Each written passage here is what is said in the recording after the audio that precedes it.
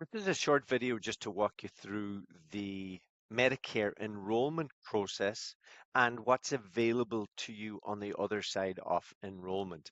So for most people who are turning 65, you can enroll 3 months prior to your birthday month, your birthday month, and 3 months afterwards or subsequent to your birthday month. So you have a 7 month window in which you can enroll with no penalty. How do you sign up for Medicare? You do not sign up for Medicare through Medicare. You sign up through Social Security. Medicare is what provides you with coverage. So go to Social Security. I'm going to forewarn you, if you decide to give them a ring or give them a call, as we say in America, uh, expect very long hold times. I'm just preparing you. I have had clients who've been on hold for 3 hours with Social Security to get signed up. Let's talk about Part A and Part B. I'm going to skip this slide for you. So, Part A, if you've worked in America for 10 years or 40 quarters, you will get Part A premium free. Some people who haven't accumulated that time or accumulated those hours may have to pay something for Part A, but most people will have Part A available to them premium free. Part B will cost you anywhere on this range here, depending upon what your income was 2 years preceding the year you sign up for Medicare. So if you're signing up in 2025, they will look at your 2023 tax return. The minimum is 185, the maximum is 628. What does Part A cover you for? So Part A covers you when you have to go to the hospital if you're confined in the hospital. So you can pause this video, look at this screen, and you can look at what you would be responsible for, what you'd have to pay for here, what Part A covers and what you have to cover. Same thing here for Part B. Part B covers your medical insurance and physician services, outpatient care, tests and supplies.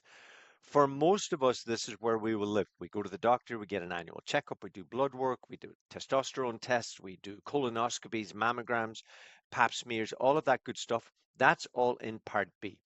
Now, Part A and Part B covers 80% of your costs. So, what do you do for the remaining 20%?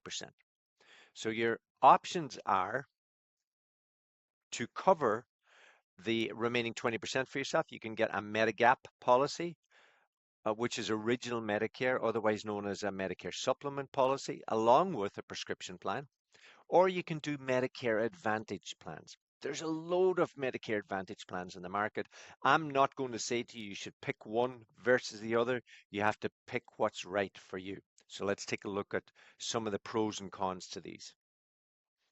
All right, so what I've done here is I've broken this down to the pros and cons. I looked at premiums, cost share, drug coverage, other perks, networks, administration, and renewability. Premiums. Medicare supplements have premiums that can run from $65 up to $280. And if you unfortunately live in the state of New York, you're going to be spending $350 to $360 for some supplements. So the winner in this case is a Medicare Advantage because most Medicare Advantage plans come with zero premiums, and several of the Advantage programs have give back programs. What does that mean? That means that they will not only charge you zero on a monthly basis, they'll also contribute to your Medicare Part B monthly premium. So please make a note of that. The next bucket here, cost share. With Medicare supplements, once you take the right supplement, you never pay a bill again, and you can see a doctor anytime, any place, anywhere. There's no HMO, no PPO, there are no networks to deal with. If you can afford the supplement premium, this is a wonderful thing not to have to worry about in the future. Drug coverage. Drug coverage is included in Medicare Advantage. Medicare supplements, it's sold separately. Perks. Medicare supplements, they may have a gym membership, whereas Medicare Advantage, they offer you dental, vision, hearing aids, gym memberships, meals, rides, and Part B reimbursements, which I'd referenced up here. Networks. Here's the great thing about the supplement.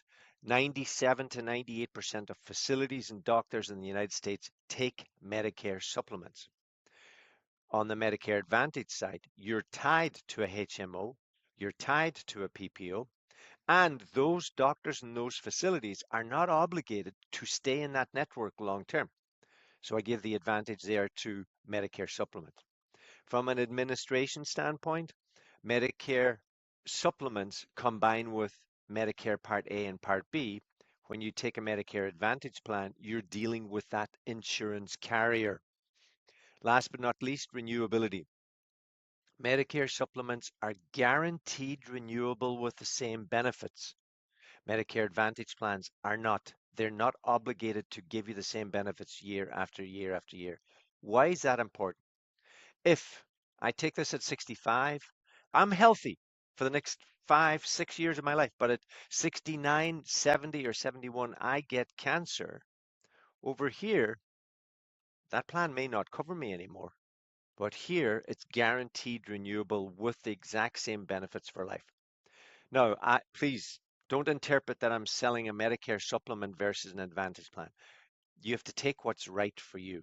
If you fall into the healthy bucket and you're budget conscious and you don't mind dealing with networks and co-pays, Medicare Advantage is the way to go. If you never want to see another medical bill again and you can afford the premiums, Medicare supplements the way to go.